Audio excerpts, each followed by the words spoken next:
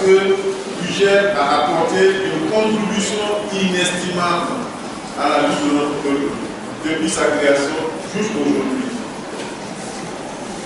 Ça fait 59 ans que l'Union générale des étudiants burkinabés existe. C'est donc pour dire le chemin parcouru et les enseignements qu'il y a à tirer. 59 ans, vous n'étiez pas né, moi non plus. Vous êtes d'accord? Voilà. Mais vous êtes là aujourd'hui, vous êtes les héritiers de ceux qui se sont battus pour la création de l'UGER, de ceux qui se sont battus pour la juste orientation de notre union. Et ça, c'est quelque chose d'important à dire. Pour aborder le sujet, je propose donc d'aborder successivement, de faire l'historique du mouvement étudiant burkinabé sur tous les régimes qui se sont succédés dans notre pays. Ensuite, de revenir sur la situation actuelle de notre pays et de dire quelle pourrait être effectivement votre contribution en tant qu'organisation dans la lutte de notre peuple.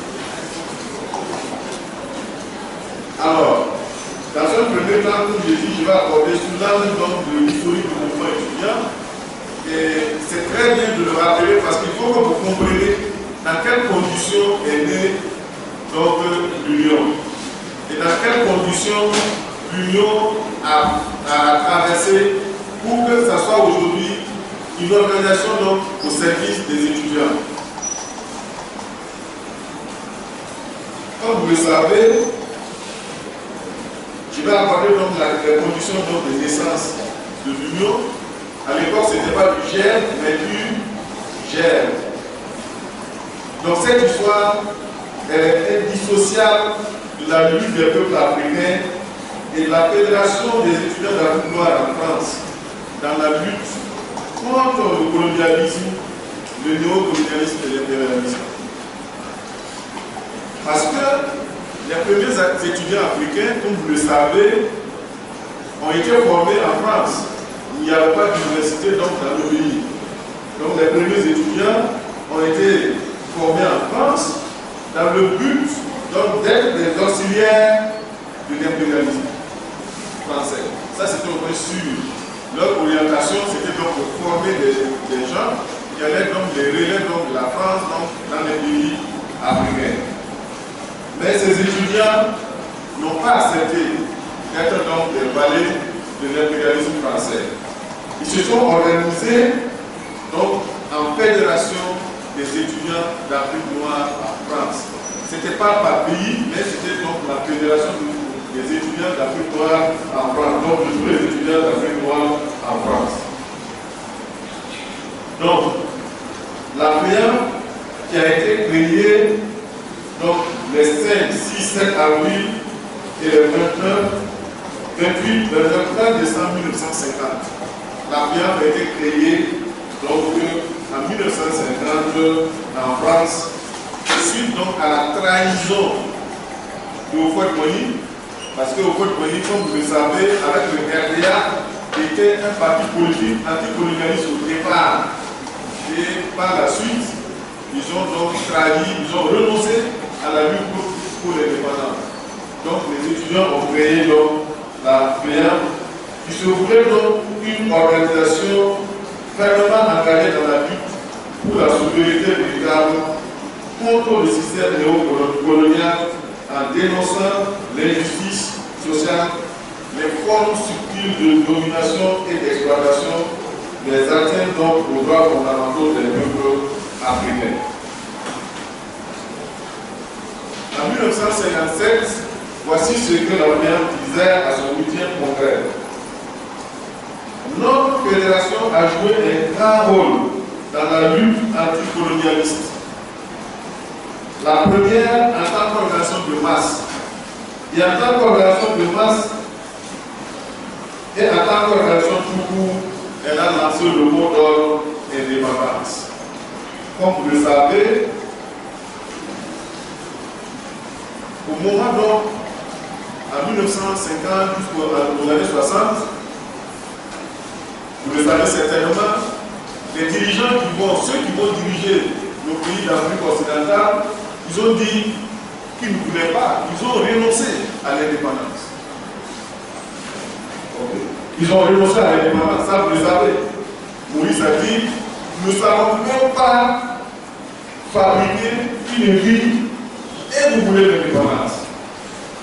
Vous savez très bien qu'en 1958, seul Sékou Touré a dit non à la France et qui a dit qu'il préférait donc l'indépendance dans la misère, donc, etc. Vous connaissez la célèbre phrase.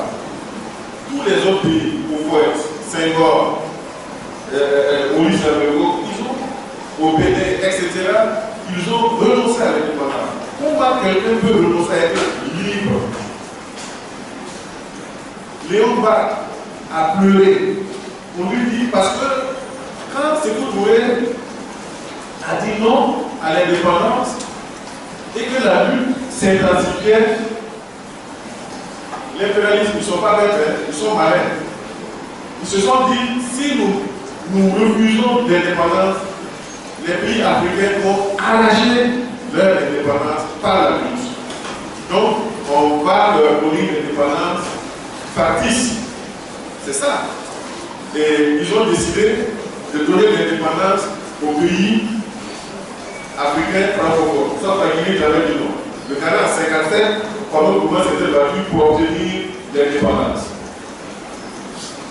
On a appelé Léon Bach du Gabon. On lui a dit, on va te donner l'indépendance. Il a pleuré.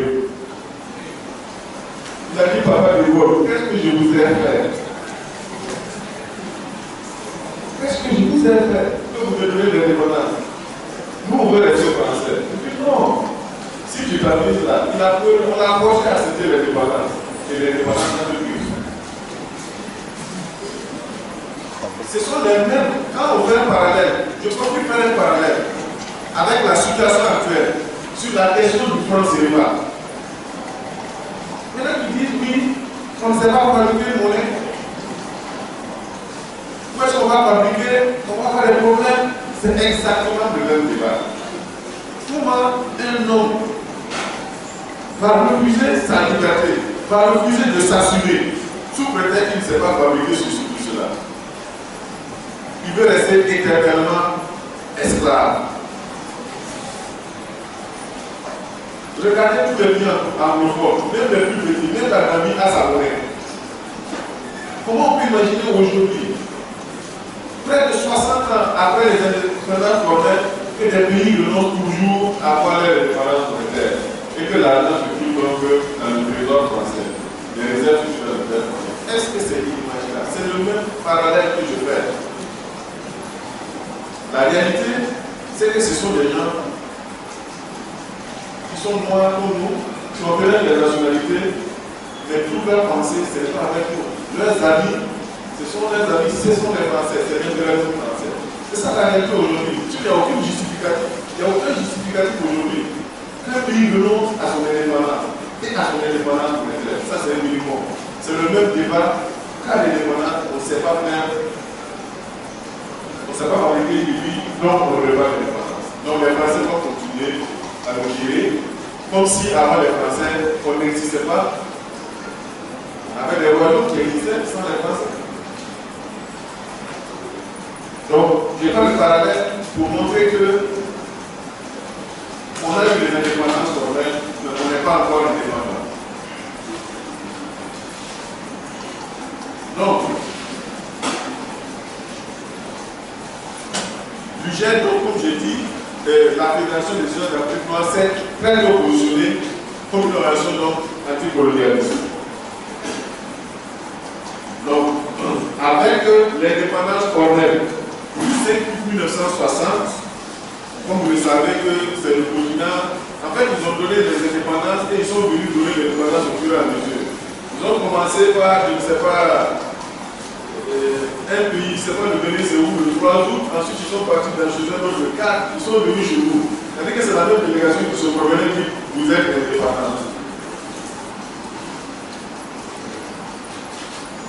Donc, à partir du moment où les États africains ont reçu l'indépendance formelle, le 27 juillet 1960, les étudiants organisés au sein de l'AIBR, l'Association des étudiants portaïques en France, et l'ASB, l'Association des scolaires portaïques, donc qui était basée à Dakar, ont fondé l'Union générale des étudiants portaïques.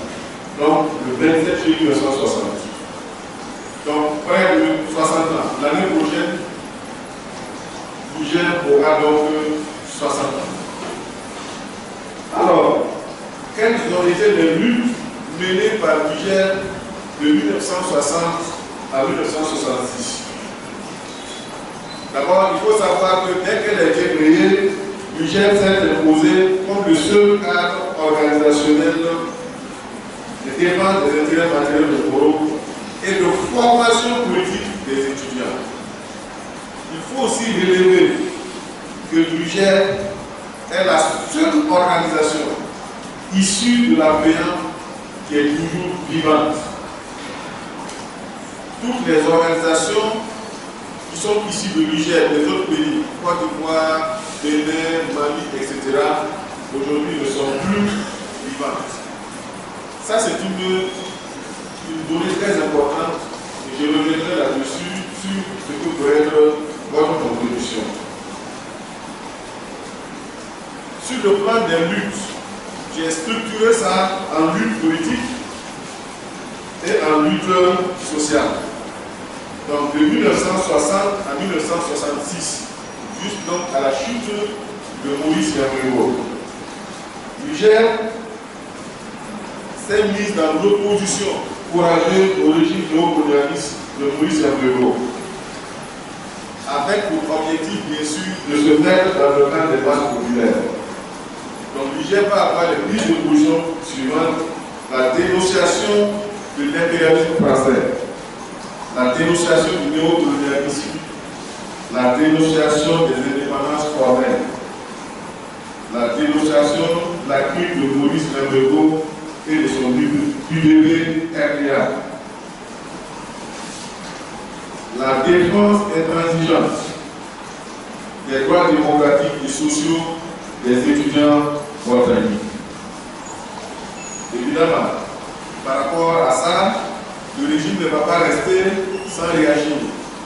Le régime de Maurice Yambrego, quand il a pris le pouvoir, c'était le l'occupatisme. Mais comme vous le savez, dans l'histoire de notre pays, il a évolué très rapidement vers un régime très dur.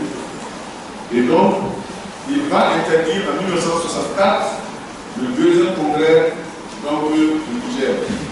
Et il a interdit aussi le journal Jeune Volta, des organes de lutte du Niger.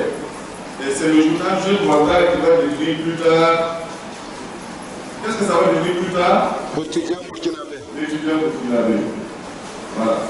Et les étudiants vont être taxés de communistes et des coupures de route seront opérées. Dès cette époque, il y a eu des coupures de course et les menaces sont opérées donc, de toutes sortes contre les étudiants honnêtes.